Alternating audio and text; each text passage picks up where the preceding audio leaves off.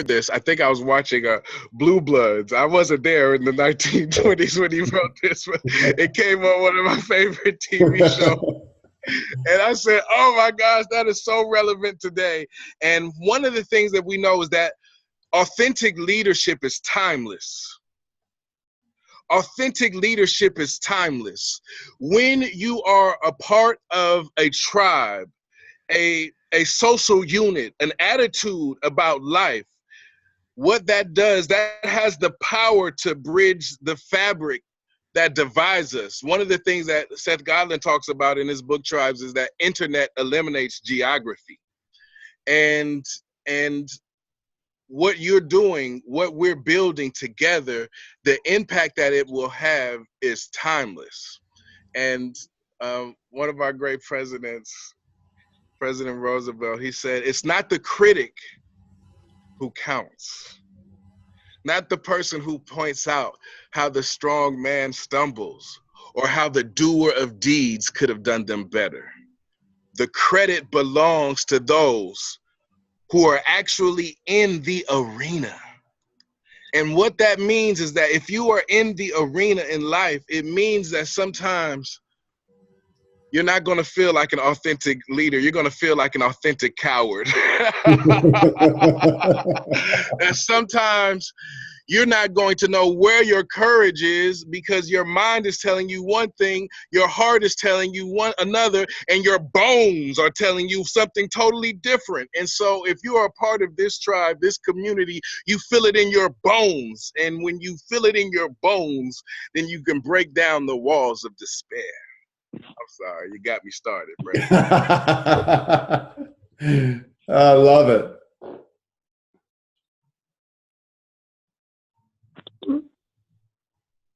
I was just pausing there. You said that was your first question, right? Well, I don't want to stop you, man. You're on a roll. I love it, John Perfect. Leslie. Perfect. So, like you said, we sat down, and here's something that I want us to keep in mind right now is that the world is silently yearning for leadership. They're screaming for leadership, but you can't hear it on Twitter. They're screaming for leadership. It's not in the cryptocurrency. They're screaming for leadership, and no one's going to say, hey, excuse me, are you a leader? Excuse me, can you give us hope? Excuse me, can you help us turn around this business? Excuse me, can you help us bring a new paradigm to our community? No one's going to recruit you for that. There is no draft for the motivation corps.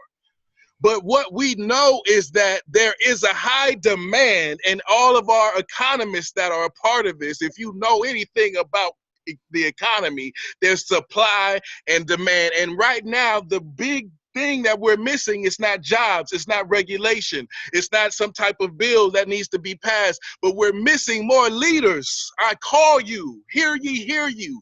Come one, come all. There are not that many of us. If you met Brett, if you met Jeffrey, if you met Miss Karen, if you met some of these people that are really blazing a trail.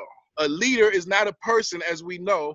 A leader is not a person that goes where the path may lead. They go where there is no path, and they leave a trail. The problem is when there is no path, people talk about you. The problem is that there is no path. Sometimes you lose your footing, and there is no GPS to tell you to turn right and turn left. But we are telling you to turn within. Turn within this tribe, turn within this system.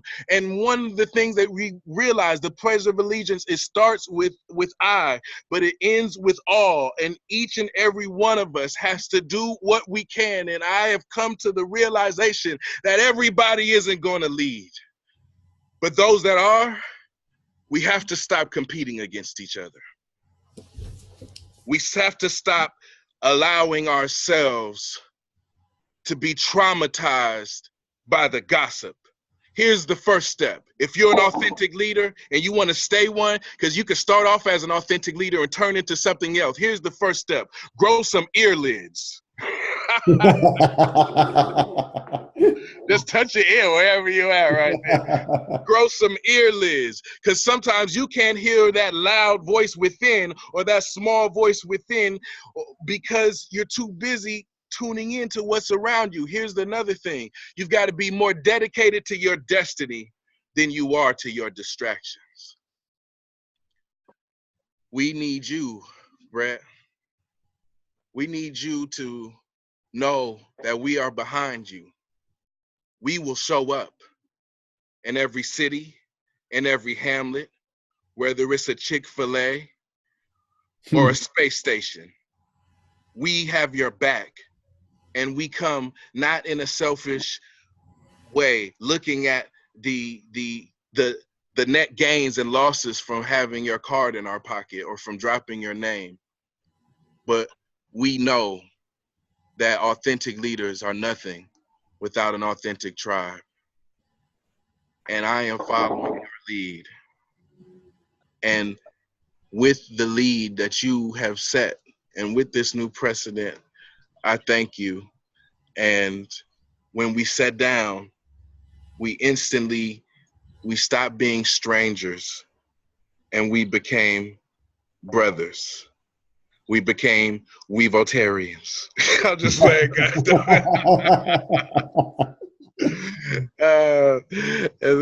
And when you said shifting the conversation from political debate to a political mastermind, I realized that this is where I belonged. And it's not about campaigning. It's not about trying to prove what you can do. It's about doing it every single day. And when I'm surrounded by people like you, I'm reminded of the words of Mahatma Gandhi, who said,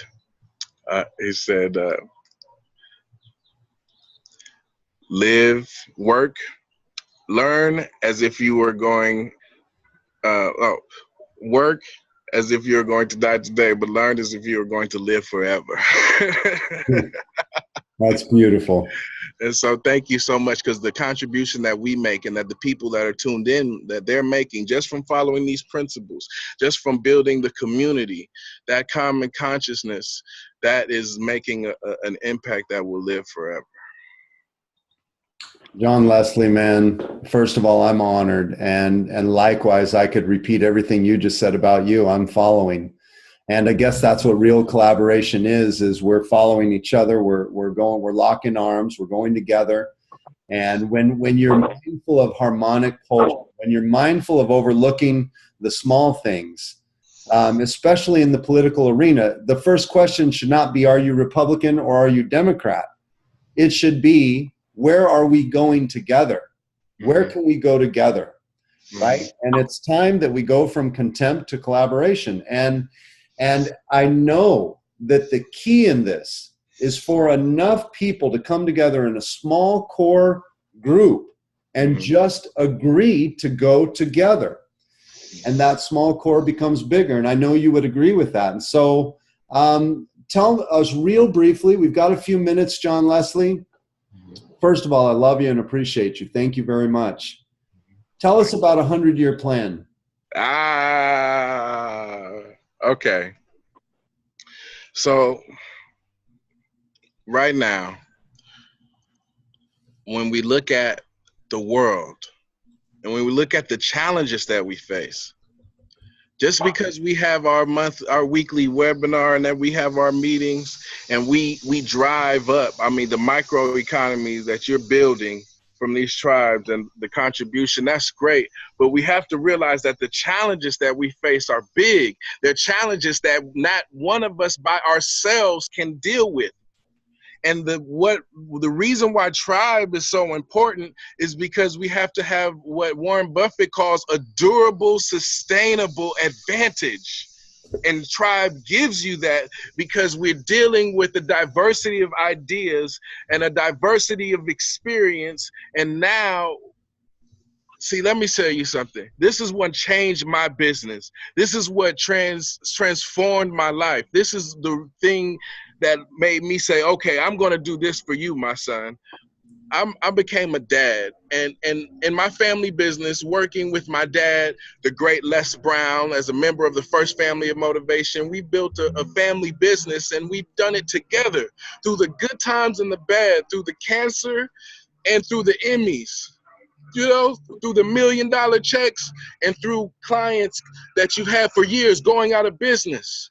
We've seen it and we've done it all. And when I released my first book, I was on punishment, as you know, when I was a teenager for not writing a book. But I said I'd rather be grounded than write a book that wasn't groundbreaking, you know? Oh man, I love it. And there's so many different great authors and powerful thought leaders out there like yourself, like the great late Jim Rohn, Wayne Dyer, Zig Ziglar, so many people that have inspired us, Tony Robbins. And my dad told me this story. He didn't say it from the stage, but he told me the story. He had the pleasure of speaking with the Microsoft company, and he was working with the Gates family. You might have heard of them, Brett, the Gates family. Okay. Jeffrey, you heard of them, Mr. Oh Cole? yeah, our buddies. Yeah. Yeah, Bill yeah, and okay. yeah, you So, got it. you know, they said, you know, Bill Gates, he said the greatest achievement is reducing human inequity. I want you to think Wow. about that. And after his speech was over, he said, yeah, Mr. Brown, that was really nice. We loved you talking about your 10 and 20-year goals, but we want to show you something. They pulled up a screen and said, hey, this is where the Gates family will be in the area of technology 100 years from now. Wow. 100 years from now. And when my dad told me that, Brett, he said, wow. But guess what I was thinking? I was thinking, how? How do you make a 100-year plan for the Brown family? Because if it's good enough for the Gates family and the Zuckerberg family and the Jobs family and the Labit family, it's good enough for the Cole family. It's good enough for the Brown family. And so how do we develop a plan, a strategy that brings all the common interests and special interests together and align with the people to develop a 100-year plan for education, a 100-year plan for the economy as we move from the traditional economy that's growing at 1.5% annually to the new economy, which is growing at 15%. How do we actually have a 100-year plan for the education system so that our children's children aren't looking at chalkboards but super duper smartphones? You know, how do we actually look at some of these tough issues and bring a tribe together of people who are not interested in critiquing it? Remember, it's not the critics that count, because critics, they criticize them, but they don't even vote. Critics, they criticize, but they don't even go to their local city council meeting, or they don't go to their local community college. And so if you're a part of this, we realize there's never been a statue erected to a critic. It's not the critics that count, but the arena, I think, of the future is about sustainable long-term solutions. And I am working right now with you, with different top leaders from all across America, to develop and across the world, to develop 100-year plans for our personal selves and for the world, so that we can solve some of our biggest challenges and not just complain about them. Man, I don't know what to say. I told you from the first hour I'm in. I believe in you. I'm so grateful for you to be part of our tribe and for us to be part of your tribe. I know that the people that are on the webinar have been changed, transformed. And this is not just a webinar. This is it's a collaboration and commitment to each other forever. And I just honor you and appreciate you, and I thank you for everything that you stand for and who you are. I thank you so much, Brett. I appreciate it. When I was writing my first book and I was putting down some of my ideas, I did not know who my tribe was. I did not know if I was going to sell one copy. All I knew is that I wanted it to be special. And I just put it out. It went #1 in 3 different categories. And here's what's so beautiful. And I want to do this as well. We've got these leader lenses now. See, the thing about the 100-year plan is that you've got to be prepared for emerging markets. Leaders get left behind when they can't see what's coming. And so the 100-year plan is not to create a fixed result about the future. The 100-year plan is to keep ownership, management, and leadership not fixated on quarterly results. on weekly results, on the headlines, so that we can build a durable, sustainable advantage for our children and our children's children. Think about how many years were invested, the sweat equity to get to where we are today. And on our watch, we will watch human trafficking become extinct. On our watch, we will turn breast cancer into an illusion. On our watch, we will teach people that homelessness can be cured with compassion and perseverance. On our watch, with our plan and with our tribe, it is our time.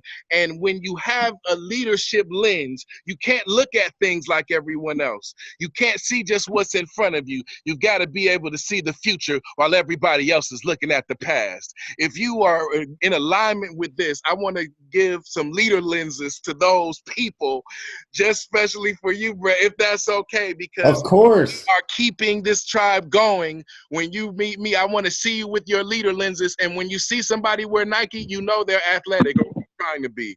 When you see somebody, when you see somebody with Louis Vuitton, you know they're fashion friendly. When you see these leader lenses on, you realize that they are they are about building tribe.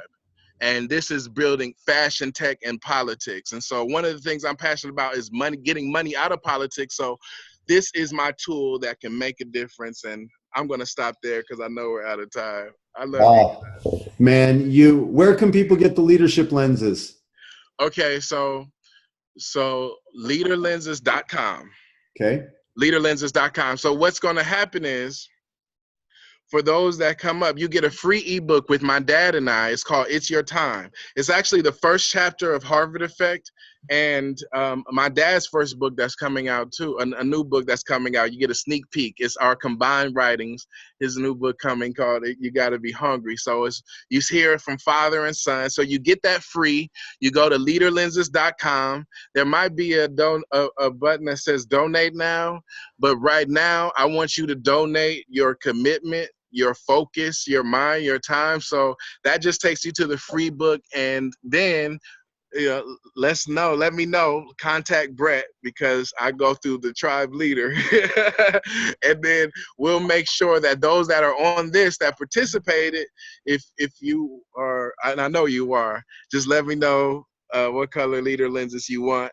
So I am a proud Republican, but I got some blue leader lenses for you Democrats out there, and some clear ones for the independents and libertarians. So we got it all. We're bringing it all together. I love it, man. Leaderlenses.com. I'm going to just type it in here. And guys, I know he's being humble, but you don't need to hold on to your money. If you want to buy, do whatever you need to do. We support each other. We got plenty of abundance going on, but do your thing. Get yourself a pair of leader lenses. John Leslie Brown, bless you, brother. I am just stoked to have you as part of our tribe and us as part of yours. And I am committed to, as I told you from day one, and I mean it when I say it, I am committed to supporting you. It's not about politics, but you and your authentic leadership in California and the rest of the world. So thank you, thank you, thank you. I'm very, very grateful. We fantastic. I love you all. Love you too. All right, guys. Heather, you bet. You wouldn't mind quickly take us out, and we'll just give everybody our blessing for a powerful week. And again, just thank you to both of you for showing up and giving your all, and for everyone on the call. So let's turn it back over to you, Heather. You bet. First, I want John to notice I'm already wearing red. Up in Canada, that doesn't mean Republic or Democrat, by the way. I'm just matching the glasses, for one. Two, I love the handle of leader lenses. Three, I'm already thinking we could have a leader line of clothing that could be in red, blue, and clear could be dangerous, but regardless, maybe that'd be white or black, to match everybody's leaning at the leader line of clothing. Three, I want everybody to really just be in the presence. And I mean this in the most sort of forward-thinking way, that membership has its privileges. Look at who we're in the front row seat with. and know that we are only going up from here, that you are part of this leadership evolution, that you're part of this frontier. And with that, I will highlight one from each of these fine gentlemen, one from Brett, which I loved. And on his number 2 on responsibility, he said it takes the choice out of leadership. Very interesting angle on it, because most people, if they ever even think of what their dream or their chief aim is, they choose and then they doubt, or they choose and then they forget and then they wonder what it is, or they choose and then they doubt and then they fear. You get it.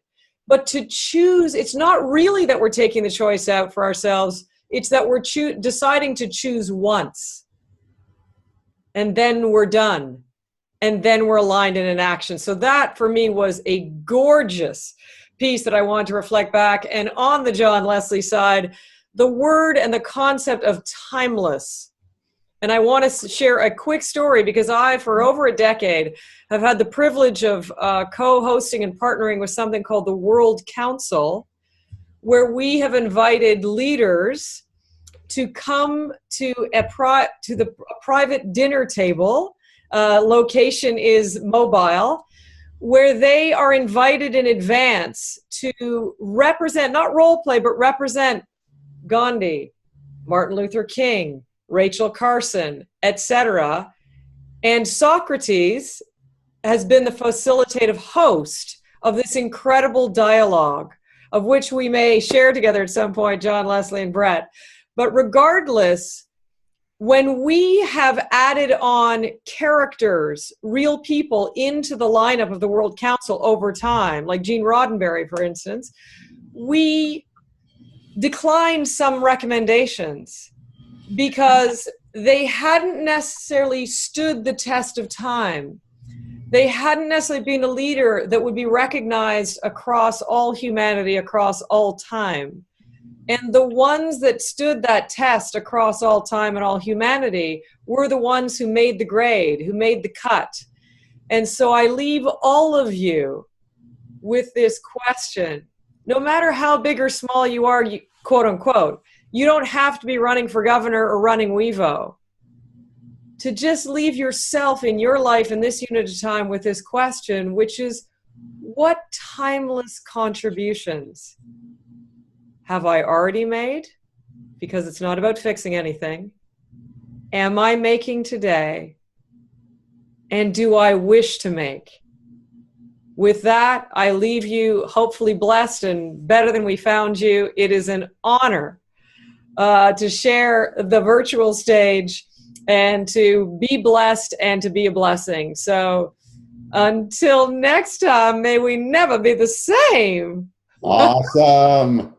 Thank you, everybody. Thanks, Heather. Thank you, John Leslie.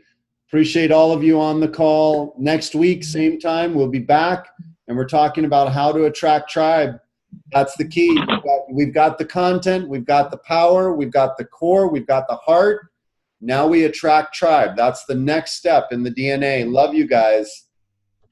Yeah, get your lenses on. I love it. Jonathan Maldonado, let's get some glasses, people. I love it. Leaderlenses.com, baby. Leaderlenses.com. John Leslie Brown, I need to get myself a pair too, because I had to give mine away. What? I'm going to get on and get mine. Oh, man. It's okay. They're fitted to your DNA, you know. I love it. I love it. It's dangerous being a giver. I love it. Okay. Oh, I didn't think I told him. It comes with the technology. The motivation updates regularly for 10 years on the leader lenses. I love that. I left that part out. Oh, yeah. I got a fully automated leadership management system. Oh, wow. Man. But it's okay. You know, wait, I'm gonna talk to the chief. I love it, man. Blessings, everybody. What a great time together. Thank you, John Leslie. You, of course, always authentic from the heart, bringing about real change. Thanks, brother. Okay. Bye-bye. Blessings. Peace and possibilities.